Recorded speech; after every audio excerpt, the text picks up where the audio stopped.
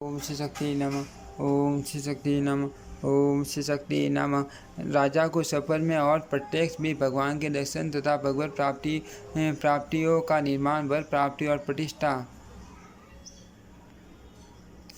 पुरोहित वसु कहते हैं, सुबह के राजा इंद्रद्युम्न की इस प्रकार स्तुति करने पर भगवान गरुड़ ध्वज बहुत प्रसन्न हुए और उन्होंने राजा का सब मनोरथ पूर्ण किया। जो मनुष्य भगवान जगन्नाथ का पूजन करके प्रतिदिन स्रोत से उनका स्तवन करता है, वह बुद्धिमान निश्चय ही मोक्ष प्राप्त कर लेता है। जो निर्मल हृदय वाले मनुष्य उन परम सूक्ष्म नित्य पुराण पुरुष मुरारी श्री विष्णु भगवान का ध्यान करते हैं, वे मुक्ति के भागी हो भगवान विष्णु में प्रवेश कर जाते। एकमात्र वे देव भगवान विष्णु ही संसार के दुखों का नाश करने वाले तथा पुरुष भी पर हैं। उनसे बिन कोई नहीं है। वे सबकी सृष्टि पालन और संहार करने वाले हैं। भगवान विष्णु ही सबके चार भूत एवं सम है। मोक्ष सुख प्रदान करने वाले जगत गुरु भगवान श्री कृष्ण में यहाँ जिनकी भक्ति नहीं होती, उन्हें विद्या से, अपने गुणों से तथा यज्ञ दान और कठोर तपस्या से क्या लाभ हुआ। जिस पुरुष की भगवान पुरुषोत्तम के प्रति भक्ति है,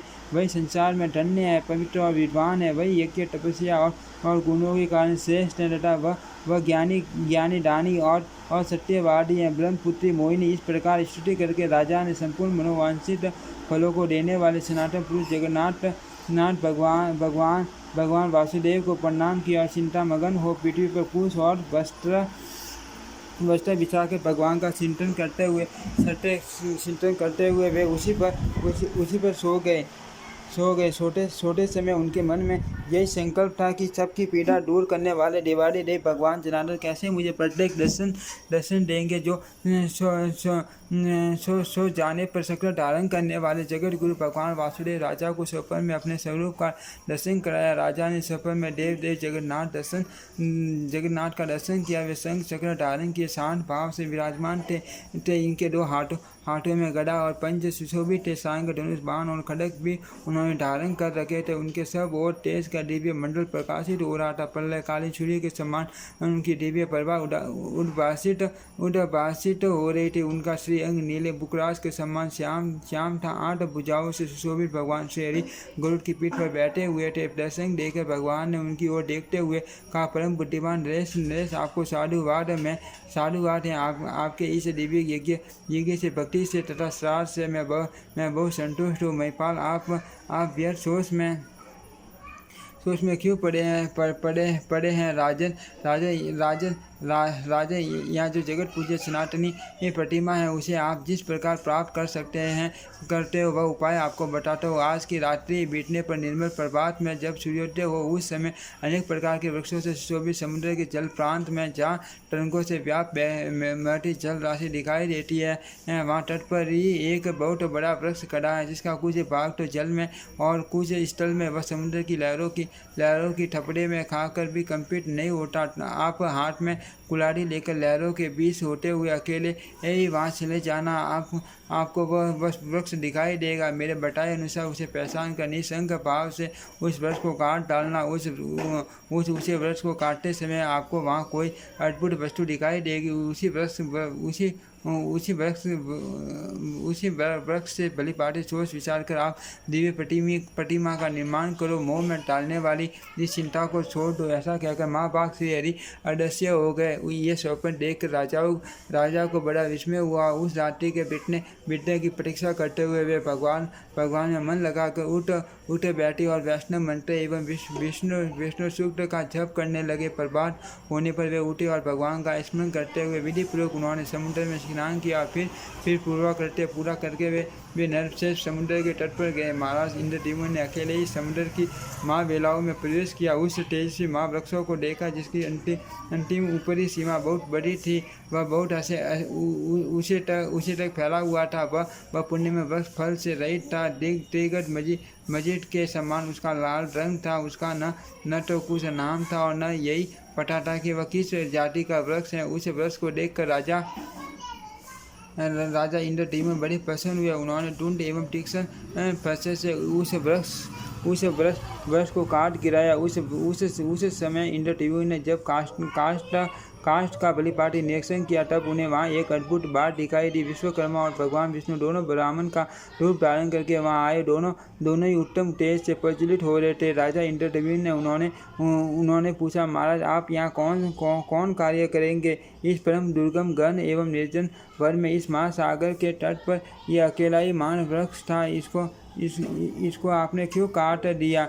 मोहिनी उन दोनों की बात सुनकर राजा बहुत प्रसन्न हुए। उन दोनों जगदीश्वरों को देखकर राजा ने पहले तो उन्हें नमस्कार किया और फिर विनीत भाव से नीचे मुँह किए खड़े होकर कहा, विप्रवरो, मेरा विचार है कि मैं अनादि अनंत में तथा दिवाली देव जगदीश्वर की आराधना करने के लिए प्रतिमा बनाऊं। इसके लिए परम पुरुष देव परमात्मा ने सपन में मुझे प्रेरित किया है। राजा इंद्रद्युम्न का यह वचन सुनकर भगवान जगन्नाथ ने प्रसन्नतापूर्वक हंसकर उनसे कहा, महिपाल बहुत अच्छा, आपका यह विचार बहुत उत्तम है। यह भयंकर संसार सागर केले के पत्ते की भांति क्षारहीन है। इसमें दुख की अधिकता है। यह काम और क्रोध से भरा हुआ है। इंद्रिय रूपी भंवर और कीचड़ के कारण इसके पार जाना कठिन है। इसे देखकर रोमांच हो आता है। नाना प्रकार के सैकड़ों लोग यहाँ भंवरों के समान है तथा यह संसार पानी के बुलबुले के समान सन भंगुर है।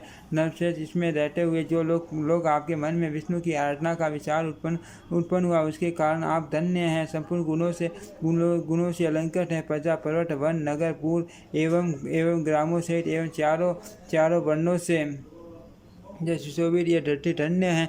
जहाँ के शक्तिशाली प्रजापालक आप हैं। महाभाग, आइए इस वर्ष की सुगढ़ एवं शीतल छाया में हम दोनों के साथ बैठिए और धार्मिक तथा वार्ता द्वारा धर्म का सेवन कीजिए। ये मेरे साथी शिल्पियों में श्रेष्ठ हैं और प्रतिमा के निर्माण कार्य में आपकी सहायता करने के लिए यहाँ आए हैं। ये मेरे बताए अनुसार प्रतिमा अभी तैयार कर देते हैं। उन ब्राह्मण देव की ऐसी बात सुनकर राजा इंद्रद्युम्न समुद्र का तट छोड़कर उनके पास चले गए और वृक्ष की छाया में बैठे ब्रह्मपुत्री मोहिनी तदंतर ब्राह्मण रूपधारी विश्वात्मा भगवान ने शिल्पियों में श्रेष्ठ विश्वकर्मा को आज्ञा दी, आप प्रतिमा बनाओ। उसमें श्री कृष्ण का रूप परम शांत हो, उनके नेत्र कमलदल के समान विशाल होने चाहिए। वे वक्ष स्थल पर श्री वक्ष चिन्ह तथा कौस्तुभ बनी और हाथ में शंख चक्र एवं गदा धारण किए हुए वो दूसरी प्रतिमा का विग्रह दुग्ध के समान गौरववन हो, उसमें सृष्टिक का चिन्ह होना चाहिए। वह अपने हाथ में हल धारण किए हुए वो वही माँ बलि भगवान अनंत का स्वरूप है। देवता, दानव, गंधर्व, यक्ष, विद्याधर तथा नागों ने भी उनका अंत नहीं जाना, इसीलिए वे अनंत कहलाते हैं। तीसरी प्रतिमा बलराम जी की बहन सुभद्रा देवी की होगी। उनके शरीर का रंग सूर्य के समान गौर एवं शोभा से संपन्न होना चाहिए। उनमें समस्त शुभ लक्षणों का समावेश होना आवश्यक है। भगवान का यह कथन सुनकर उत्तम कर्म करने वाले विश्वकर्मा ने तत्काल शुभ लक्षणों से संपन्न प्रतिमाएं तैयार कर दी। पहले उन्होंने बलभद्र जी की मूर्ति बनाई। वे विशिष्ट कुंडल मंडित दोनों कानों तथा चक्र एवं हल के सीने से युक्त हाथों से सुशोभित थे। उनका वंश शरद काल के चंद्रमा के समान सफेद था। नेत्रों में कुछ लालिमा थी। उनका शरीर विशाल और मस्तक फनाकार होने से विकट जान पड़ता था। वे नील वस्त्र धारण किए बलि के अभिमान से उद्धत प्रतीत होते थे। उन्होंने हाथों में मान हल और मान मुसल धारण कर रखा था। उनका स्वरूप दिव्य था। द्वितीय विग्रह साक्षात भगवान वासुदेव का था। उनके नेत्र प्रफुल्ल कमल के समान सुशोभित थे। शरीर की कांति नील मेघ के समान श्याम थी। वे टीसी के फूल के समान सुंदर प्रभा से उद्भासित हो रहे थे। उनके बड़े नेत्र कमल दल की शोभा को छीन लेते थे। श्री अंगों पर पीताम्बर शोभा पाता था। वक्ष स्थल में श्री वक्ष का सीना तथा हाथों में शंख चक्र सुशोभित थे। इस प्रकार वे सर्व पापादि श्री हरि दिव्य शोभा से संपन्न थे। तीसरी प्रतिमा सुभद्रा देवी की थी, जिनके देह की दिव्य कांति सूर्य के समान दमक रही थी। नेत्र कमलदल के समान विशाल थे। उनका अंग विचित्र वस्त्र से आच्छादित था। वे हार और केयूर आदि आभूषणों से विभूषित थे। इस प्रकार विश्वकर्मा ने उनकी बड़ी रमणीय प्रतिमा बनाई। राजा इंद्रद्युम्न ने यह बड़ी अद्भुत बात देखी कि सब प्रतिमा एक ही क्षण में बनकर तैयार हो गया। वे सभी तो दिव्य वस्त्रों से आच्छादित थे। उन सब का भांति के रत्नों से श्रृंगार किया गया था और वे सभी अत्यंत मनोहर तथा समस्त शुभ लक्षणों से संपन्न थे। उन्हें देखकर राजा अत्यंत आश्चर्य मगन होकर बोले, आप दोनों ब्राह्मण के रूप में साक्षात ब्रह्मा और विष्णु तो नहीं है। आपके यथार्थ रूप को मैं नहीं जानता। मैं आप दोनों की चरण में आया हूँ। आप मुझे अपने स्वरूप का ठीक परिचय दे।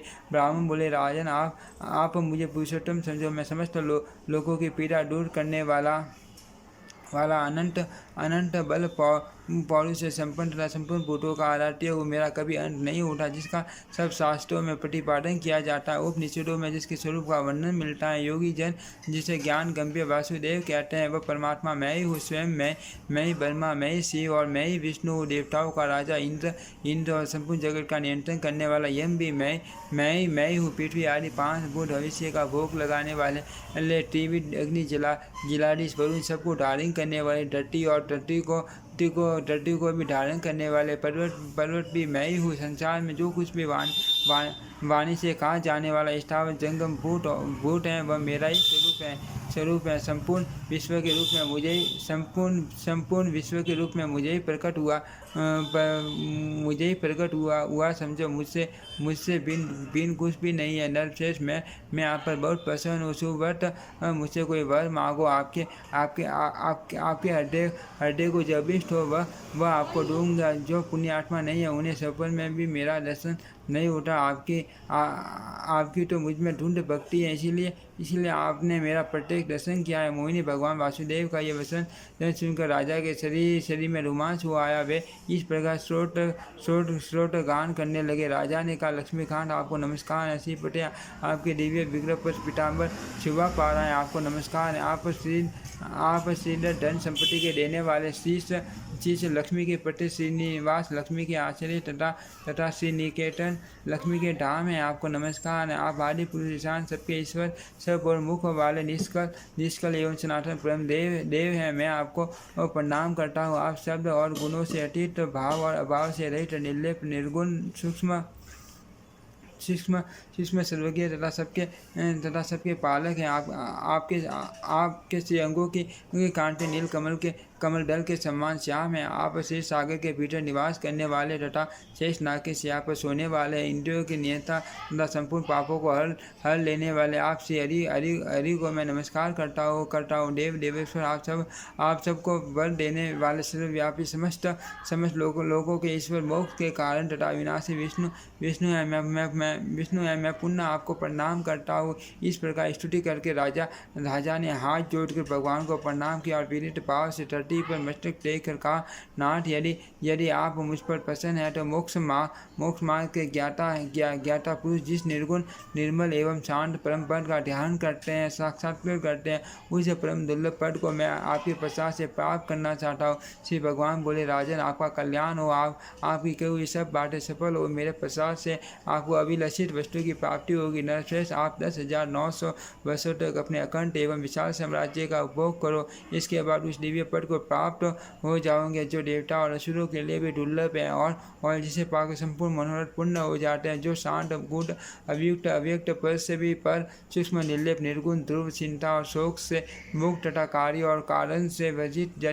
जन्य योग्य परम पद है, उसका आपको साक्षात्कार कराऊंगा। उस परमानंद में पद को पाकर आप परम गति मोक्ष को प्राप्त हो जाओगे। राजेंद्र, जब तक पृथ्वी और आकाश है, जब तक चंद्रमा सूर्य और तारे प्रकाशित होते हैं, जब तक शांत समुद्र तथा मेरु आदि पर्वत मौजूद हैं तथा जब तक स्वर्गलोक में अविनाशी देवगण सब और विद्यमान है, तब तक उस भूतल पर सर्वत्र आपकी अक्षय कीर्ति शाही रहेगी। आपके यज्ञ ग्रस्त से प्रकट हुआ तालाब इंद्रधीमन सरोवर के नाम से विख्यात होगा और उसमें एक बार भी स्नान कर लेने पर मनुष्य इंद्रलोक को प्राप्त होगा। सरोवर के दक्षिण भाग में नैऋत्य कोण की और जो बरगद का वृक्ष है उसके समीप केवड़े के वंश से आषाढ़ी एक मंडप है जो नाना प्रकार के वृक्षों से घिरा हुआ है। आषाढ़ मास के शुक्ल पक्ष की पंचमी को मघा नक्षत्र में भक्तजन हमारी इन प्रतिमाओं की सवारी निकालेंगे और इन्हें ले जाकर उक्त मंडप में 7 दिनों तक रखेंगे। ब्रह्मचारी, सन्यासी, स्नातक, श्रेष्ठ ब्राह्मण,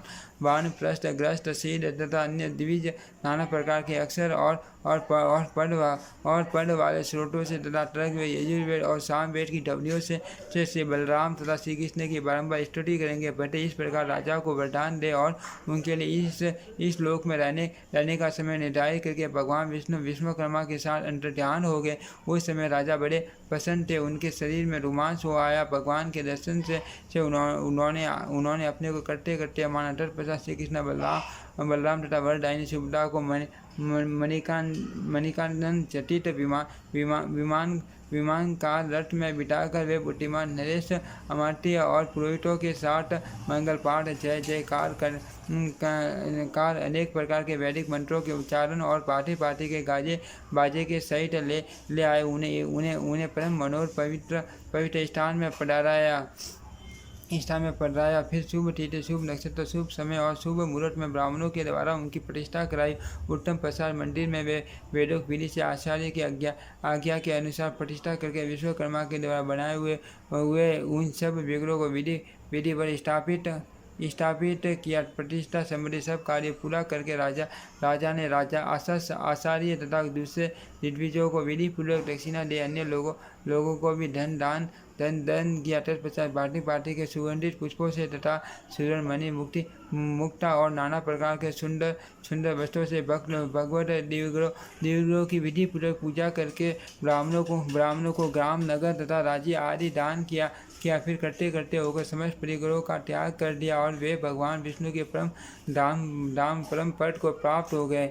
ओम श्री शक्ति नमः। ओम श्री शक्ति नमः। ओम श्री शक्ति नमः। ओम श्री शक्ति नमः।